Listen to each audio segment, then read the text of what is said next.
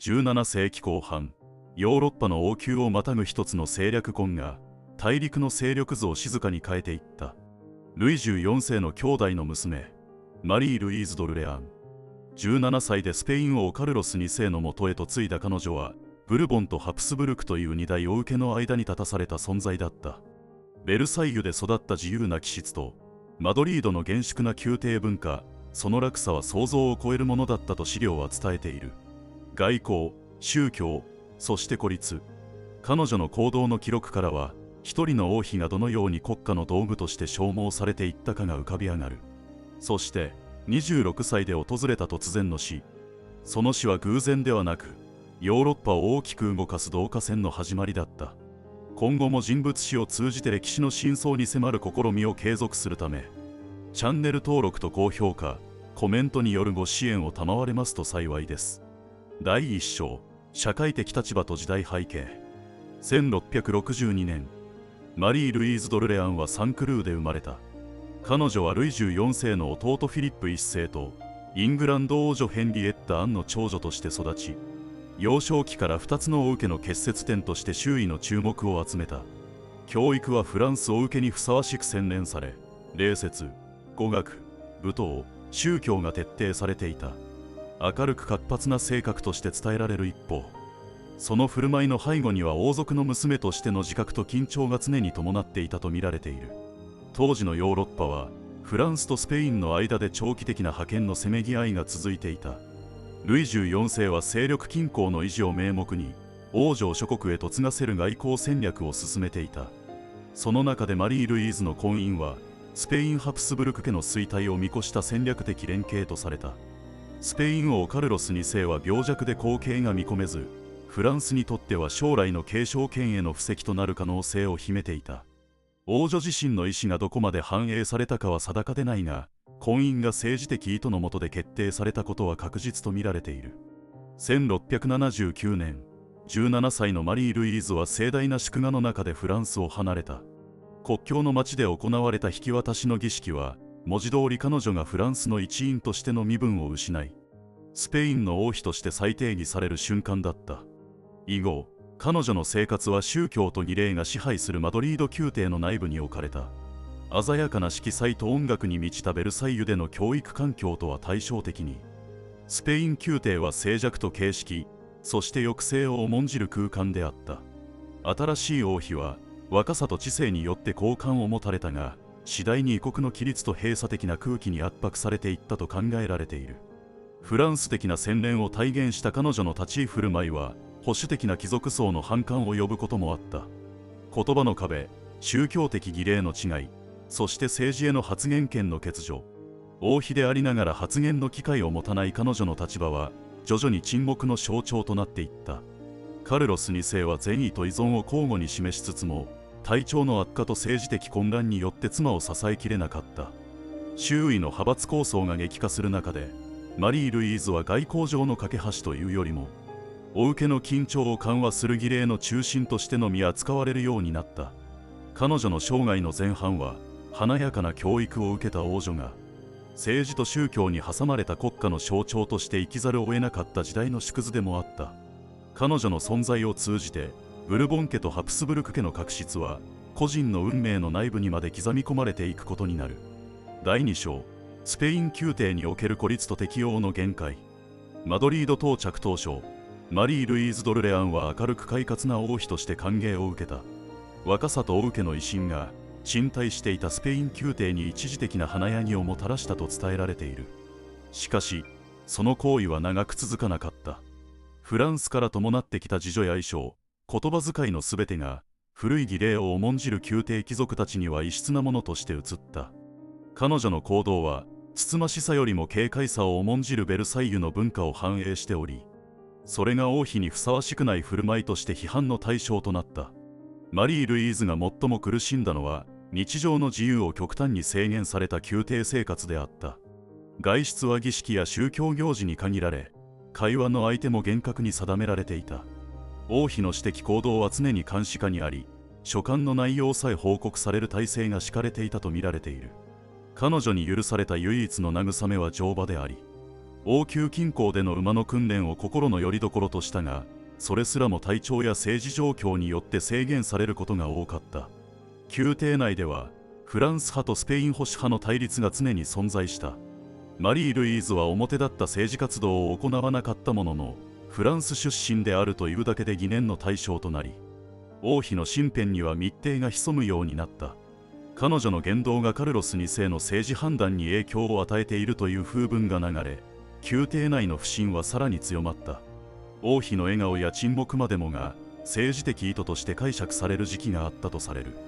フランスとの通信も制限され、ベルサイユからの連絡はほとんど届かなくなった。彼女の孤立は外交的な断絶と同時に個人としての自我の喪失を意味していた。スペイン語への適応も時間を要し、発言力を持たぬまま王妃としての役割を演じ続けることを強いられた。カルロス2世は体調の悪化により政治を統制できず、実質的な政務はオーボ・マリアーナや枢密院が掌握していた。若い王妃が政治的助言を求められる機会はほとんどなく、表面的な儀礼のみが彼女の責務とされた。1680年代半ばになると、彼女の健康にも陰りが見え始めた。繰り返す頭痛、体力の衰え、情緒の不安定などが記録に残っている。薬草療法や祈祷による治療が施されたが、効果は限定的であった。周囲はそれを神の試練として受け止め、現実的な治療よりも信仰への献身を求めた。王妃の病状はやがて政治問題に転じ、王の継承問題と結びついて過剰に注目されるようになった。その頃、フランスではルイ14世が依然として絶対王政を確立し、外交的優位を維持していた。マリー・ルイーズの境遇は、同時代のフランス王女の中でも特に象徴的なものとされる。祖国が繁栄する一方で、彼女自身は異国で緩やかな孤立に沈んでいった。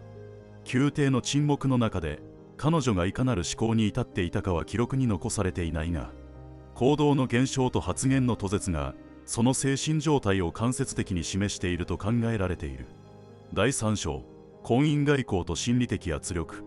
マリー・ルイーズ・ドルレアンの結婚は、明確に外交戦略の延長線上にあった。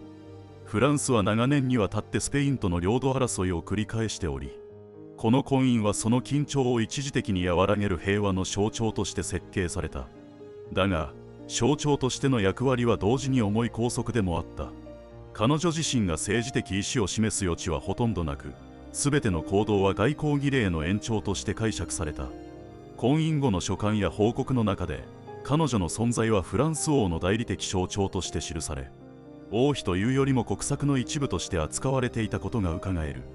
スペイン宮廷では、王妃の周囲にフランス出身の侍女を置くこと自体が警戒の対象となった。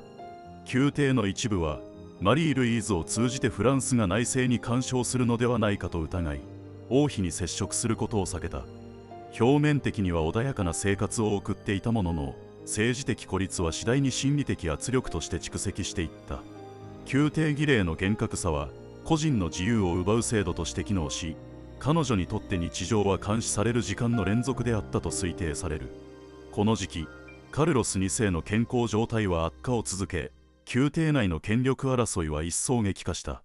王妃に対する誹謗や中傷が流布され、彼女がフランス王の意向を伝えているという風説まで広まった。ルイ14世の外交政策が優勢になるほど、スペイン内部ではフランス王妃への警戒が高まり、マリー・ルイーズの立場はますます不安定になっていった。彼女は政治の中心にいるように見えて、実際にはどの派閥にも属さない、孤立した存在であった。彼女の行動は慎重で、宮廷内での発言も極端に制限されていた。信頼できる人物が少なく、側近さえも派閥争いに巻き込まれる状況では、発言がそのまま政治的判断とみなされる危険があった。彼女の沈黙は受け身ではなく、むしろ防衛的な選択であったと考えられている。王妃としての品位を保ちながら、どの勢力にも利用されないための沈黙。それは若い女性が自らを守るために取り得る、数少ない手段の一つだった。一方で、スペイン国内の経済と社会は衰退の一途をたどっていた。王室財政の逼迫、貴族層の硬直化、信仰による抑圧的風土。そうした背景の中で、フランス文化を身につけた王妃の存在は、民衆にとっても遠い存在だった。王妃の慈善活動や公的行事は形式的に行われたが、民間に直接的な影響を及ぼすことはほとんどなかった。外交的婚姻の目的が政治的安定の象徴であった以上、個人としての役割は制度に吸収されざるを得なかった。1680年代後半、マリー・ルイーズは健康を損ないながらも王妃としての務めを果たし続けたが、その負担は限界に達していた。周囲の医師や侍女の報告には、身体の衰弱だけでなく感情の疲弊を示す記述が多い。異国の宮廷で言葉と文化の壁に囲まれ、政治的緊張の渦中で象徴として生きること。彼女の人生は外交政策の中に個人が吸収されていく過程を体現していたと言える。国家間の均衡の裏で一人の王妃が静かに疲弊していった、その現実は資料の断片が語る沈黙の中に今も残されている。第4章、晩年の衰弱都市の経緯。1688年頃からマリー・ルイーズ・ドルレアンの体調は急速に悪化していった。頭痛、消化不良、倦怠感といった症状が断続的に続き、医師団は体質の弱さと精神的疲労を原因として報告している。記録によれば、食事の量は次第に減り、睡眠時間も短くなっていった。王妃としての公務は継続されたものの、外出の頻度は減少し、宗教行事や儀礼への出席も断ることが増えた。マドリードの宮廷はその変化を敏感に察知し、王妃の健康が国家問題として扱われるようになる。この時期、カルロス2世の健康も悪化しており、夫婦は共に病に伏す時間が長くなった。政治は側近と枢密院に委ねられ、王と王妃は形式的な存在に変わりつつあった。宮廷では王妃の病は神の試練か、それとも呪詛かという噂が流れ、宗教的儀礼や祈祷が繰り返された。医学的治療よりも信仰による癒しが重視され、王妃自身もそれに従わざるを得なかったとみられる。1689年2月、マリー・ルイーズは急激に容体を崩し、数日後に崩御した。享年26、発病から死までの期間は短く、毒殺説、過労説、精神衰弱説など複数の見解が生まれた。公式記録では病死とされているが、当時の王宮内の権力構想の激しさから陰謀説が長くささやかれ続けた。王妃の死はスペインだけでなくフランス宮廷にも大きな衝撃を与え、ルイ14世は深い遺憾を示したと伝えられている。死後の葬儀は厳粛かつ壮大に行われた。王妃の遺体はマドリードの修道院に安置され、多くの貴族や聖職者が参列した。しかし、その荘厳な儀式とは裏腹に、宮廷内では早くも後任の王妃をめぐる思惑が動き始めていた。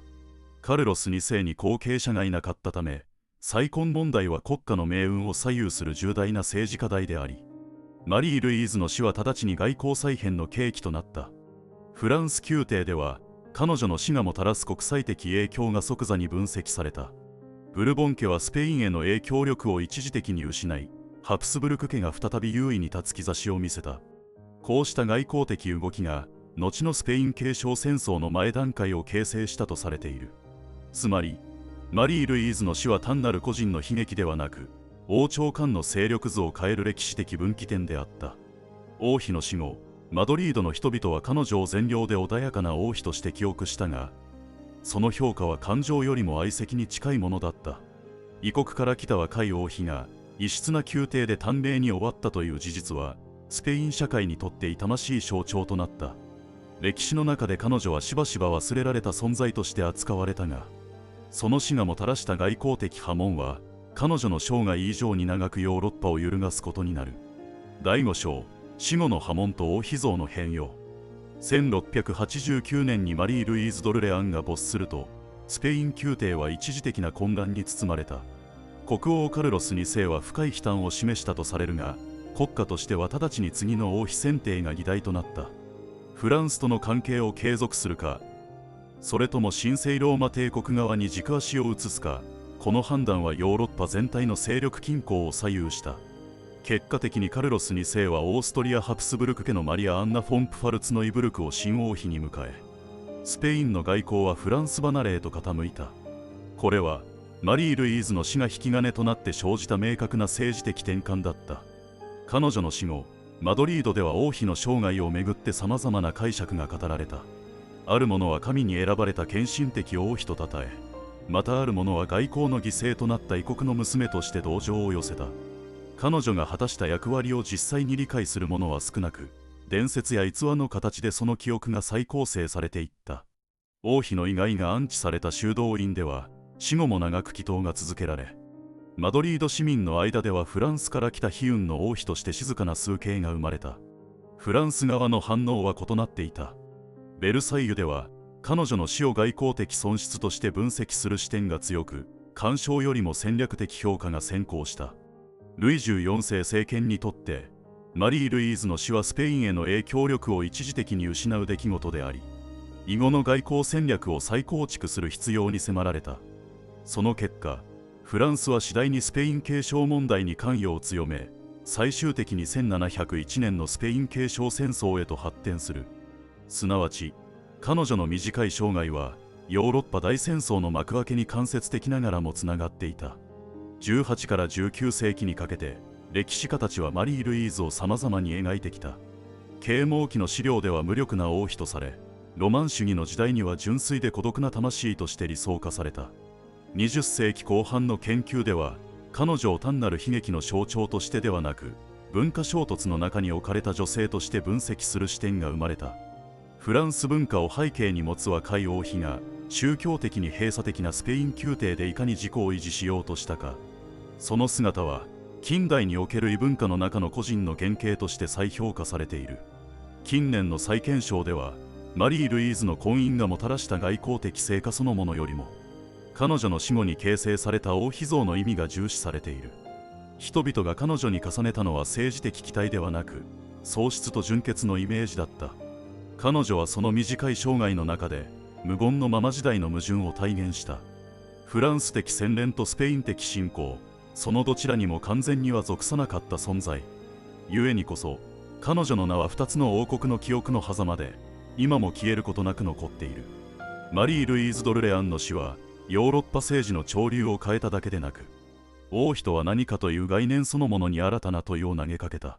彼女の存在は、血統と国家の結びつきに支配された時代において、個人がどこまで主体性を保ち得たかを示す貴重な事例である。彼女の沈黙は、単なる悲劇の余韻ではなく、国家の論理にうずもれた人間の声として、今なお読み解かれるべき意味を持っている。今回の動画は以上となります。マリー・ルイーズ・ドルレアンの生涯は、17歳でフランスを離れ、わずか9年後に26歳でその短い生を終えるまで、常に国家の思惑に包まれていた。外交の象徴として送り出され、王妃として静かに消耗していったその軌跡は、17世紀ヨーロッパの政治構造そのものを映す鏡でもあった。彼女は政治的主体としての力を持たずとも、その存在が歴史の均衡を揺るがせた稀有な人物である。死後、スペインはオーストリア系ハプスブルク系と傾き、やがてヨーロッパ全体を巻き込むスペイン継承戦争が勃発する。彼女の死は、その戦争を導く静かな引き金であった。後世においてマリー・ルイーズは、悲劇の王妃として語られる一方、外交婚における個人の消失を象徴する存在として再評価されている。異文化の間で翻弄されながらも、沈黙をもって王妃としての品位を守り続けた姿は、今日においても王権と個人、国家と人間の関係を考える上で重要な視点を残している。最後までご視聴いただきありがとうございます。本シリーズの継続のため、チャンネル登録及び高評価をいただければ光栄です。また、今後の制作に生かすために、ご感想をコメントいただけると幸いです。それではまた次の話でお会いしましょう。ご視聴ありがとうございました。よろしければチャンネル登録、高評価お願いいたします。